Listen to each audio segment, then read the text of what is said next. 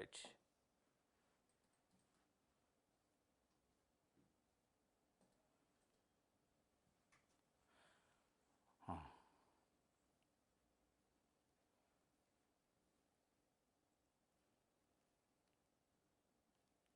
శ్రీవారి లడ్డూపై వివాదం. బాబు పక్కా స్కెచ్తోనే వైఎస్ఆర్సీపీని రాజకీయంగా దెబ్బతీయడానికి భక్తుల మనోభావాలతో చంద్రబాబు చెలగాటం.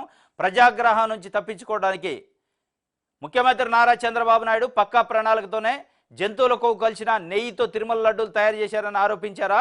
వైఎస్ఆర్సీపీని రాజకీయంగా దెబ్బతీయడమే ఆ ప్రణాళిక లక్ష్యమా?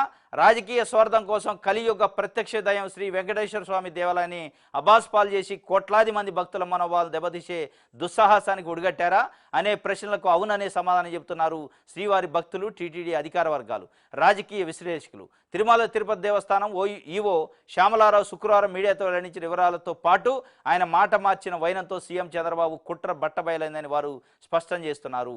జూన్ 14న ముఖ్యమంత్రి చంద్రబాబు టీటీడీ ఈవోగా శ్యామలారావుని నియమించిండు. ఆయన వాస్తవంగా గతంలో వెజిటేబుల్ ఫ్యాట్ కలిసిందని చెప్పిండు. ఇవాళ మళ్ళీ నిన్న వచ్చి జంతువుల ఫ్యాట్ కూడా ఉందని, అది కూడా చంద్రబాబు నాయుడు గారి ఆదేశాల మేరకు ప్రెస్ కాన్ఫరెన్స్ పెట్టి చెప్పిండు. అంతకుముందు చెప్పలే. అంతకుముందు తెలుగుదేశం పార్టీ నాయకులు, తెలుగుదేశం పార్టీ సోషల్ మీడియాలో పెద్ద ఎత్తున పబ్లిసిటీ చేశారు ఆడేదో జరిగిందని. ఒకవైపు జనంలో చర్చ నిజంగానే జరిగి ఉంటే టీటీడీకి సంబంధించిన వ్యక్తులు మాట్లాడతారు కదా అని. దానికి సంబంధించి నిన్న ఆయనతో చెప్పించారు, మొత్తానికి కొవ్వులు కలిసినాయి అని చెప్పి. ఇదంతా చూస్తుంటే నిజంగానే పక్కా స్కెచ్ కోసమే టీటీడీని వివాదాల్లోకి లాగిండా చంద్రబాబు నాయుడు గారు వైఎస్ఆర్సీపీని దెబ్బతీయాలని.